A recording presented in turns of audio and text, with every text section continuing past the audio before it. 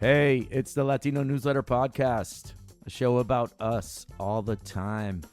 I'm your host, Julio Ricardo Varela, and a special thanks to the generous support from the Latino Community Foundation for Season 1 of this podcast. Learn more about the Latino Community Foundation at latinocf.org. We are at episode 17, and we're going to continue our deep dive into the 2024 Latino vote. You know, what went on, thoughts, takeaways. If you haven't caught the excellent show we did with Geraldo Cadava previous to this episode, catch it on our feeds. It's really, really good. And today's guest is someone I've known for years. He's based out of Central Florida. We have had some really interesting discussions during that time. And let me read part of his bio.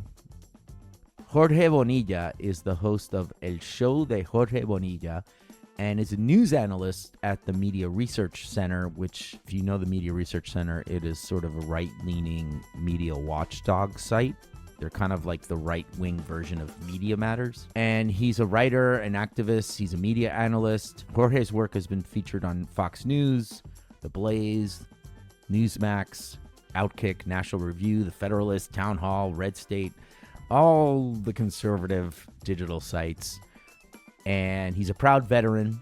He has served in the U.S. Navy and the U.S. Marine Corps Reserves. He has served his community as a professional court interpreter. And Jorge is also a former Republican candidate for Congress. However, the titles Jorge cherishes the most are husband and father. And again, disclosure, you know me, I talk to anybody.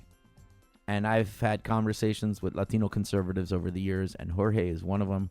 And I think it's important to have these conversations sometimes. They could get a little bit uncomfortable, but at the same time, here we are. Jorge Bonilla, welcome to the Latino Newsletter podcast. Thank you for having me. So, Jorge, you definitely identify yourself as and I'm going to quote it, veteran Latino conservative who has seen a lot. That's a pretty accurate statement, right? That's a fair assessment. That's a fair assessment. So let me ask you, what did the country miss about Latinos and the 2024 election cycle that you didn't miss? You know what I'm saying? I mean, we hear a lot of pundits and talking heads say Latinos are not a monolith. Latinos are not a monolith, but still acted that way. Oh, damn. All right. It's not maybe on the Latino side, but certainly outside.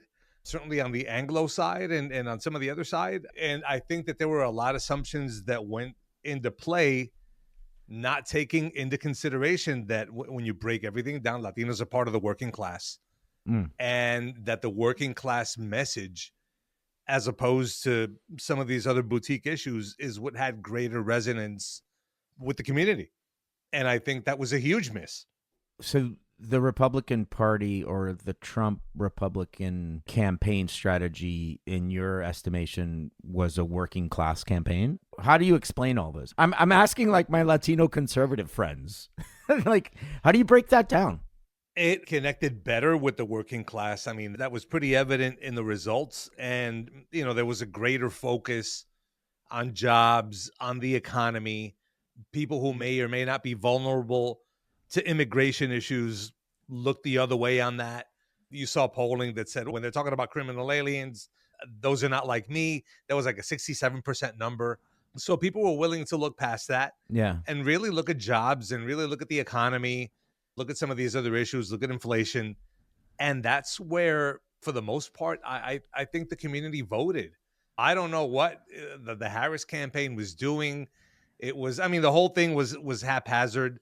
Maybe Biden could have done better with the community had he been allowed to run through, or if the Democrats had like an open, honest primary, if Biden had tapped out after the midterm and be a transitional president like he said he was going to be, maybe things would have been different. I don't know, man. It was, but I think the Trump campaign. Yeah, but you seem like, I'm not trying to cut you off, but I'm like, say about the Trump campaign, but you've given me these answers, but you seem a little bit like, and I don't want to put words into your mouth, but were you expecting 46% of Latino vote for Trump, or were you? I was expecting 40. I was expecting 40 to 42. I didn't know if they were going to hit 44, which was the Bush number. Yeah. But to exceed that, So were you That was surprised? Were you surprised, or were a you? little bit. A little Damn. bit. Okay. I was expecting 40. I was expecting 40 to 42, just a modest incremental growth. I didn't think that the Democrats were going to do that poorly engaging the community. Hmm. There was really nothing other than celebrity stuff. I mean, on the English language side, we talk about a great deal about on the celebrity side of things, the Yeah. Beyoncés and the Lizzos, and the same thing with Biden Harris. Kamala Harris had nothing except Mark Anthony, Mana, Bad Bunny toward the end, and that didn't really resonate with the community. What about the Spanish side? I mean, you're doing work out of Miami. What were people saying? I mean, you were in Florida. I mean, I'm fascinated by the districts in Central Florida with a lot of Puerto Ricans that went for Trump. What was the vibe like? What were Spanish language takes on this? Because I think a lot of people miss, when we're in our little English space, or we're not in our Spanish space, but you are. So what was the vibe with all that? It mirrored a lot of what we saw out there in terms of ultimately jobs in the economy being a factor. The Tony Hinchcliffe stuff had maybe a bit of an effect that got some significant play, but at the end of the day, Trump improved significantly. Yeah. In the districts in Central Florida. He won Osceola County outright.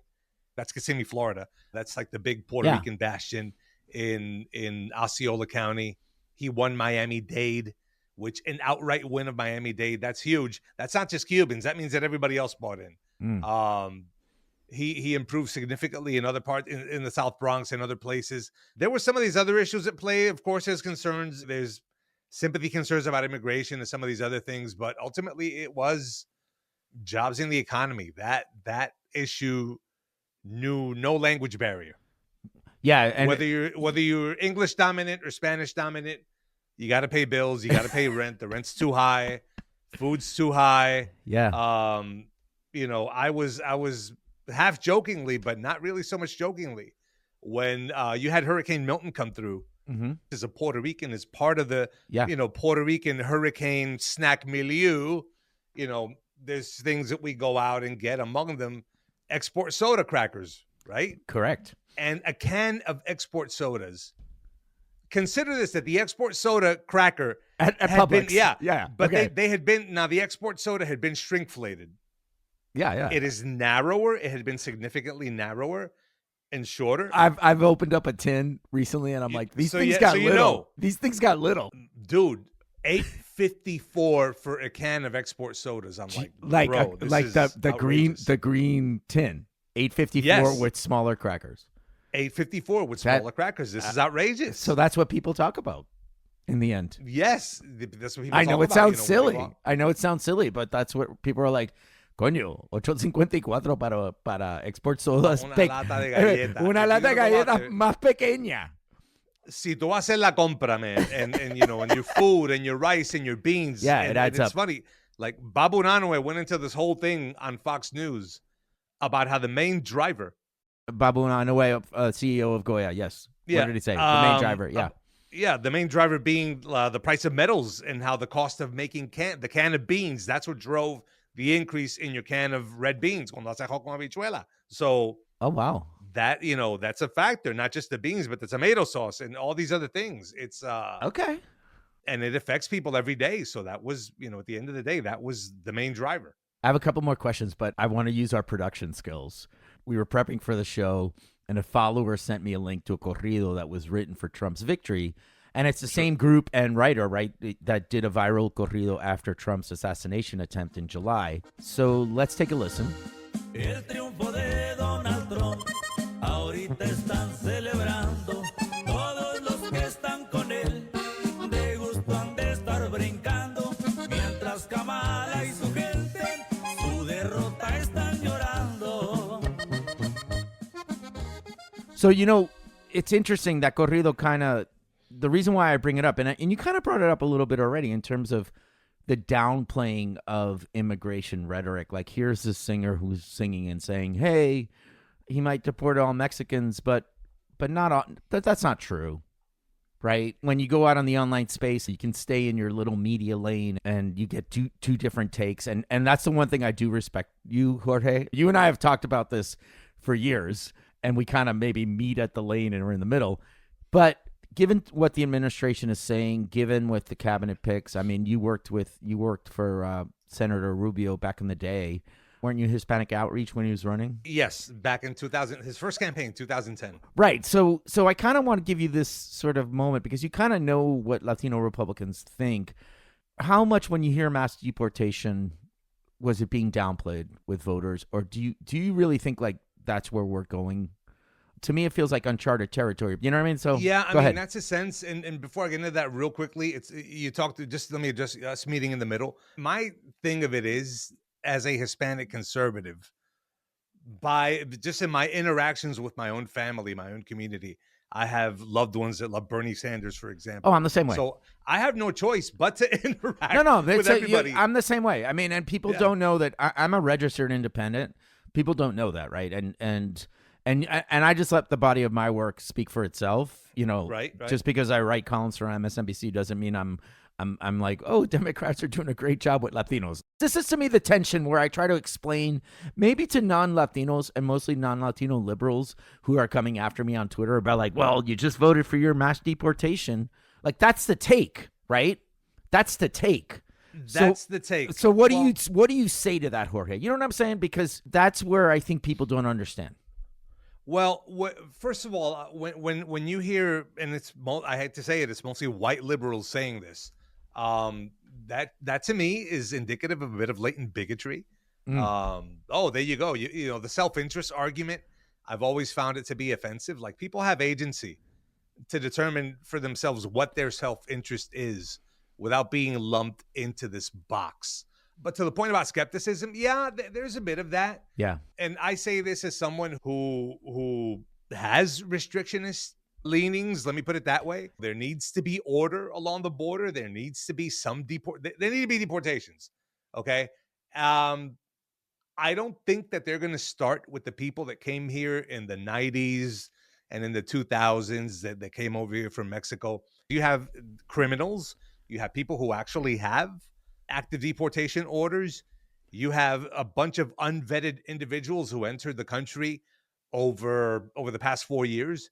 And I think that is where these things are going to begin.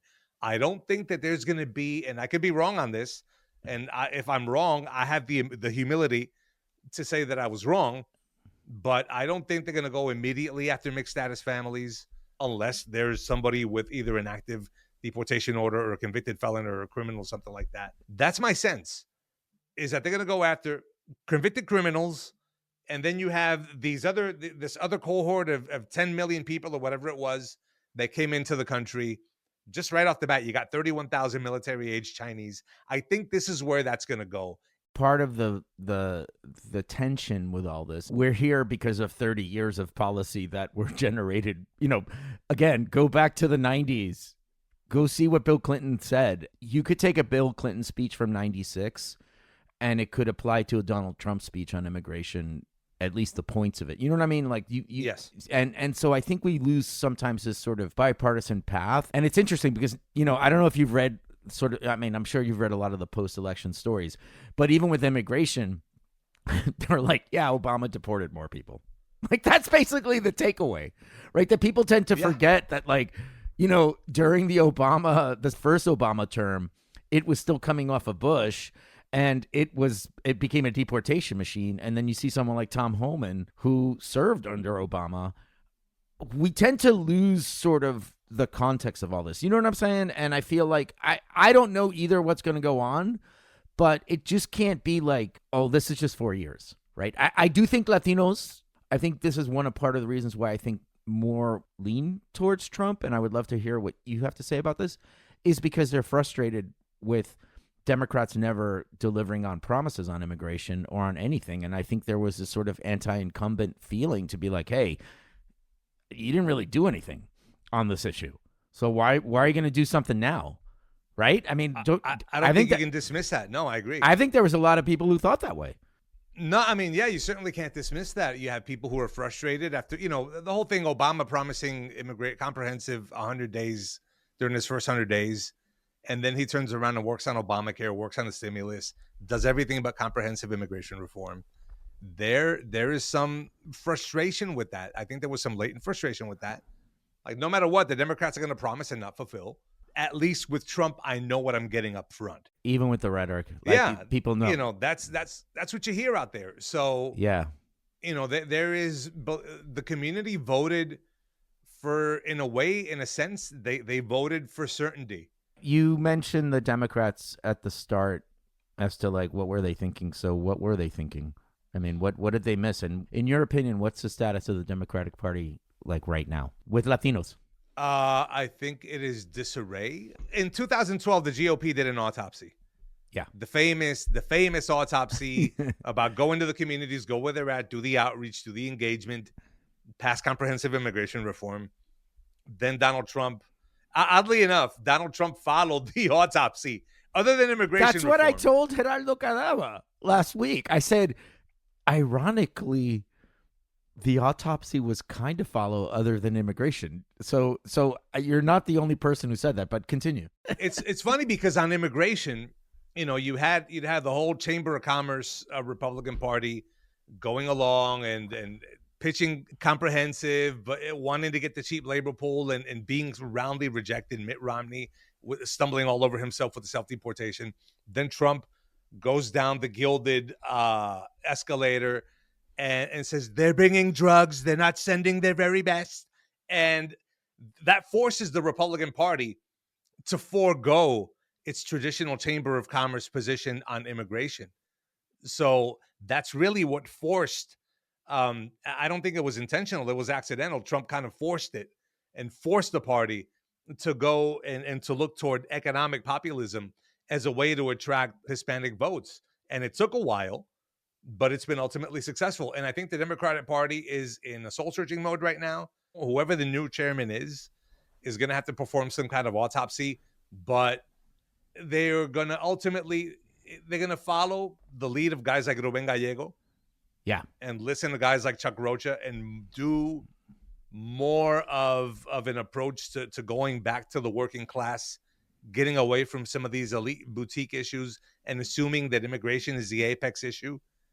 And if they do that, I think they'll maybe do better in the long term.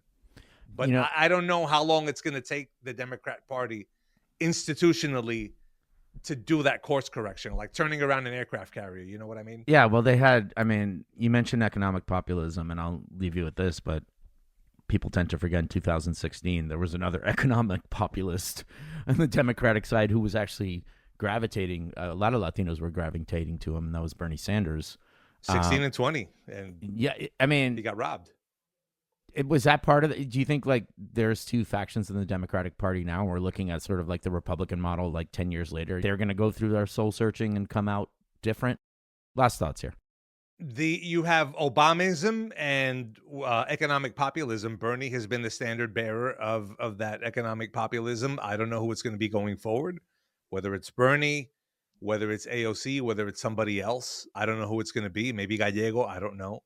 That's the tension that I think you're going to see. Obamism versus economic populism, just as you had in the GOP, with your Chamber of Commerce Republicanism and the MAGA movement. All right. Well, Jorge Bonilla, first of all, I appreciate you being on the show, and thank you for the conversation, and thanks for being on the Latino Newsletter podcast with me.